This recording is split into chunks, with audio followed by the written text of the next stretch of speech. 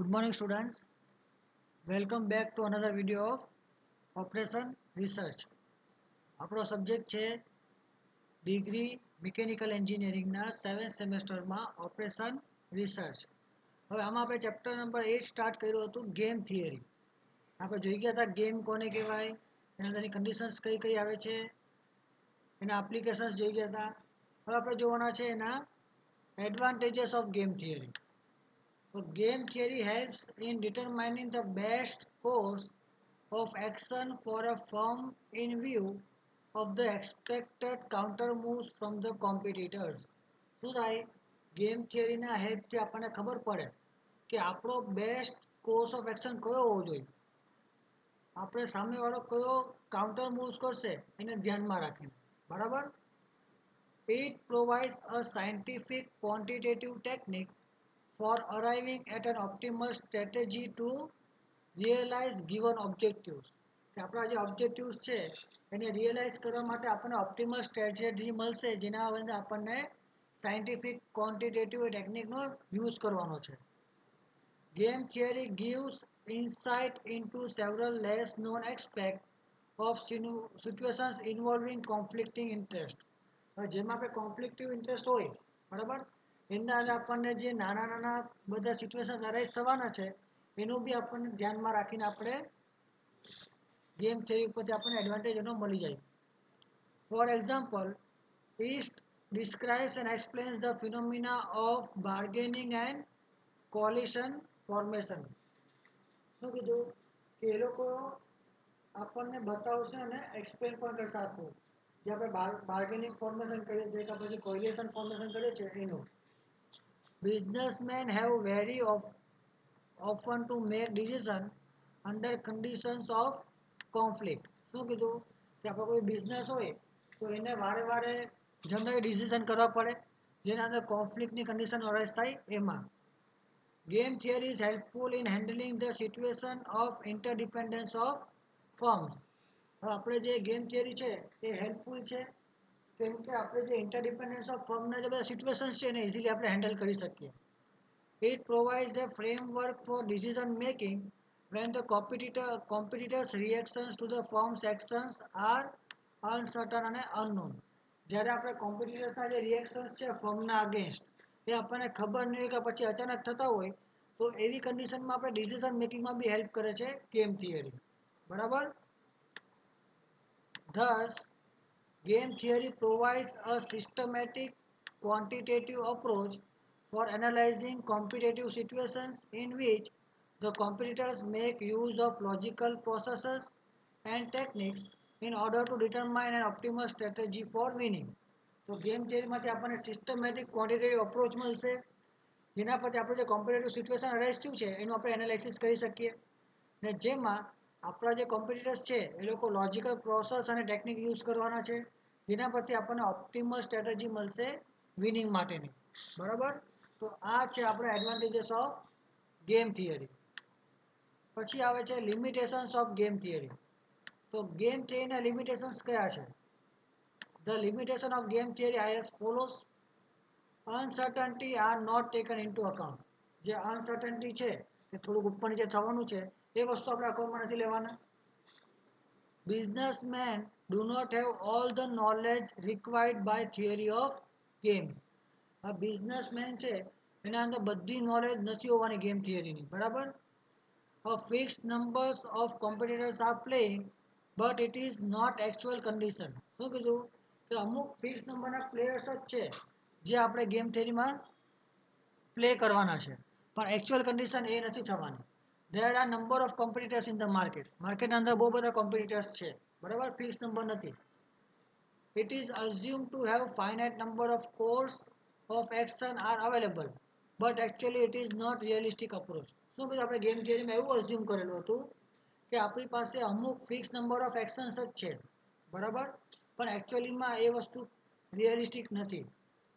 Zero sum game is not realistic. હવે zero sum game છે એ રિયલિસ્ટિક નથી. Game theory shown the probable outcome under different conditions. It does not show how to play the game. શું કીધું એ આપણને અલગ અલગ conditions માટેના આઉટકમ બતાવે છે જે પ્રોબેબલ આઉટકમ છે, બરાબર. પણ આપણે કેવી રીતે ગેમ રમવાની એ વસ્તુ નથી બતાવતું, બરાબર. આ હતા આપણા લિમિટેશન્સ ઓફ ગેમ થિયરી. હવે આપણે જોવાના છે 2 person ઝીરો સમ ગેમ્સ, બરાબર. ટોપિક છે 8.7 2 person ઝીરો સમ ગેમ્સ. તો આ વસ્તુ શું છે અને આપણે કઈ રીતે પ્લે કરી શકીએ એ વસ્તુ આપણે જોવાની છે. તો in a game with 2 persons, if the gain of one player is equal to the loss of another player, then the game is called 2 person zero sum game. માનો કોઈ બી ગેમમાં ખાલી 2 person રમે છે ને 1 personનું જે ગેઇન થાય છે એટલું જ બીજા પર્સનને લોસ થાય છે. જો આ કન્ડિશન હોય તો એ ગેમને કહેવાશે 2 person zero sum game, બરાબર. હવે કઈ 2 person zero sum ગેમ કોને કહેવાય? હવે આપણે એની કેરેક્ટરિસ્ટિક્સ જોઈ જાય. Only 2 players can take part. હવે આ ગેમમાં ખાલી 2 players જ પાર્ટ લઈ શકે છે. each player has finite number of strategies to use. બંને પ્લેયર પાસે અમુક ફિક્સ નંબર ઓફ સ્ટ્રેટેજીસ છે જે લોકો યુઝ કરી શકે છે. each specific strategy results in a payoff. હવે જેટલી બી સ્ટ્રેટેજી છે એમાંથી આપણને સિંગલ પેઓફ મળવાનું. total payoff between the two players at the end of each play is 0. જે ટોટલ પે થવાનો છે, બરાબર, જે ટોટલ પેઓફ છે તો જ્યારે ગેમ પતવાની એટલે કે એન્ડ ઓફ ઈચ પ્લે, બરાબર, શું મળશે? 0 મળશે, બરાબર. પછી પે ઓફ મેટ્રિક્સ કોને કહેવાય? તો what is payoff matrix? The payoff, બરાબર, કે a quantitative measure of satisfaction of a player gets at the end of the play. તો પે ઓફ એટલે શું થાય કે આપણે એક ક્વોન્ટિટેટિવ મેઝર છે સેટિસ્ફેક્શનનું, જે આપણા પ્લેયરને બધા પ્લેના એન્ડમાં મળશે. The pay of in terms of gain or loss when players select their particular strategy can be represented in the form of a matrix called the payoff matrix. આપણે જે પે ઓફ છે જે ગેઇન કા પછી loss હોઈ શકે છે. હવે આપણો જે પ્લેયર છે એ અમુક સ્ટ્રેટેજી યુઝ કરીએ, બરાબર, ને આપણે એ જે પે ઓફ છે એને મેટ્રિક્સના ફોર્મમાં બતાવીએ તો એને કહેવાય પે ઓફ મેટ્રિક્સ, બરાબર. પછી if player A has m strategies represented by the letter A1, A2, A3 to AM, and player B have n strategy represented by the letter B1, B2 to BN. હવે શું કીધું? આપણી પાસે બે player છે, player A અને player B. હવે player A પાસે m નંબર ઓફ સ્ટ્રેટેજી છે ને પ્લેયર B પાસે n નંબર ઓફ સ્ટ્રેટેજી છે. તો આપણે પ્લેયર A ની સ્ટ્રેટેજી કઈ રીતે બતાવશું? A1, A2, A3 up to AM, અને B માટે બતાવશું B1, B2, B3 up to BN, બરાબર. પછી the number m and n need not to be equal. હવે એવું જરૂરી નથી કે m અને n બધું સરખા જ હોય. The total possible outcomes is there four m cross n, એટલે કે આપણને m ક્રોસ n જેટલા ટોટલ આઉટકમ્સ મળી શકે છે. Here it is assumed that each player knows only his own strategy but also of his opponent. શું કીધું? હવે આ ગેમ આપણે અઝ્યુમ કર્યું કે આપણા જે પ્લેયર છે એ લોકોને પોતાની તો નહીં પણ સામેવાળો જે ઓપોનન્ટ છે એની બી સ્ટ્રેટેજી ખબર છે. For convenience it is assumed that player A is always a gainer whereas B is loser. શું કીધું? કે કન્વિનિયન્ટ માટે આપણે એવું અઝ્યુમ કરશું કે આપણો જે પ્લેયર A છે એ દર વખતે ગેઇન કરે છે અને પ્લેયર B છે તે દર વખતે લૂઝર છે, બરાબર. Let Aij be the payoff which player A gains from player B. If player A chooses strategy I and player B chooses strategy J. શું કીધું? AI એટલે શું છે? આપણું પે ઓફ છે જે પ્લેયર A ને મળશે B ના પાસેથી, બરાબર. જ્યારે મારો પ્લેયર A છે એ સ્ટ્રેટેજી I યુઝ કરશે અને પ્લેયર B છે એ જે સ્ટ્રેટેજી યુઝ કરશે ત્યારે મને AIJ જેટલું પે ઓફ મળશે, બરાબર. તો then payoff matrix is shown in table 8.1. તો ટેબલ 8.1 છે એમાં આપણે પે ઓફ મેટ્રિક્સ બતાવ્યું છે. તો તમે જોઈ શકો છો રોમાં બતાવ્યું છે આપણા પ્લેયર એની સ્ટ્રેટેજી ને કોલમમાં બતાવ્યું છે પ્લેયર બીની સ્ટ્રેટેજી. તો A1, A2 to up to AM આપણે પ્લેયર એની સ્ટ્રેટેજી છે. B1, B2 up to BN આપણા બીની સ્ટ્રેટેજી છે. તો આપણને મળશે પે ઓફ A11 કા પછી AIJ ત્યારે મારા એ અને બી રિસ્પેક્ટિવ સ્ટ્રેટેજી યુઝ કરશે ત્યારે. બરાબર, સમજ પડ્યું? તો આપણને આ પે ઓફ મેટ્રિક્સ મળી જાય. પછી શું કીધું કે by convention the rows of the payoff matrix denote player A અને કોલમ બતાવશે player B. Player A is assumed to be gainer always, so he wishes to gain as large a profit pay of AJ as possible, while player B will do his best to reach as small as value of AIJ is possible. Of course, the gain of player B and loss to A must be AIJ. બરાબર, તો આપણો જે player A છે એ maximum payoff મેળવવાની try કરશે અને player B છે તે મિનિમમ પે ઓફ મેળવવાની ટ્રાય કરશે. બરાબર, હવે આપણે જોવાનું છે મોસ્ટ ઇમ્પોર્ટન્ટ પ્રિન્સિપલ્સ ગેમ થિયરીના મેક્સિમિમ અને મિનિમેક્સ પ્રિન્સિપલ. તો મેક્સિમિમ પ્રિન્સિપલ શું છે? તો for player A minimum value in each row represent the least gain to him if he chooses particular strategy.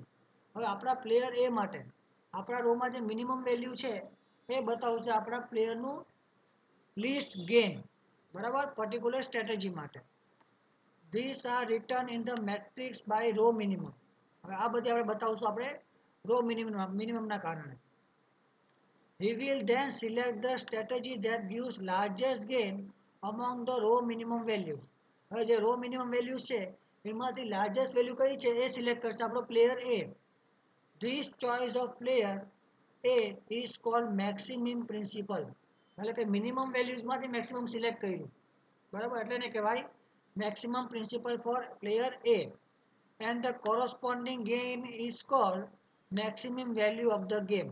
હવે જે આપણને કોરસ્પોન્ડિંગ ગેઇન મળશે એને કહેવાશે આપણી maximum value of the game. બરાબર, સમજ પડી મેક્સિમમ પ્રિન્સિપલમાં મેક્સિમમ પ્રિન્સિપલ. પછી આવશે minimax principle. For player B who is assumed to be the loser, the maximum value in each column represents the maximum loss to him if he chooses his particular strategy. હવે player બી માટે આપણે assume કર્યું કે loser છે, તો એની જે maximum value મળે છે બધા કોલમમાં એ આપણને મળશે એનું મેક્સિમમ લોસ પર્ટિક્યુલર સ્ટ્રેટેજી માટે. This are return in the payoff matrix bar column maximum. શું કીધું? હવે આ જે બધી વેલ્યુ છે મેક્સિમમ લોસની એ આપણે પે ઓફ મેટ્રિક્સમાં લખશું કોલમ મેક્સિમમ તરીકે. We will then select the strategy that gives minimum loss among the column maximum value. આ કોલમ મેક્સિમમ વેલ્યુ છે એમાંથી જે મિનિમમ લોસ વાળી વેલ્યુ હોય એ આપણો પ્લેયર બી સિલેક્ટ કરશે. This choice of player B is called minimax principle and the corresponding loss is called minimax value of the game. હવે આ જે પ્લેયર બી નો ચોઇસ છે એ બતાવશે આપણને મિનિમેક્સ પ્રિન્સિપલ અને આપણને જે વેલ્યુ મળશે કે પછી કોરસ્પોન્ડિંગ લોસ મળશે એને કહેવાશે minimax value of the game. સમજ પડી મેક્સિમમ અને મિનિમેક્સ પ્રિન્સિપલમાં. પછી આવે છે ઓપ્ટિમલ સ્ટ્રેટેજી. તો ઓપ્ટિમલ સ્ટ્રેટેજી કોને કહેવાય?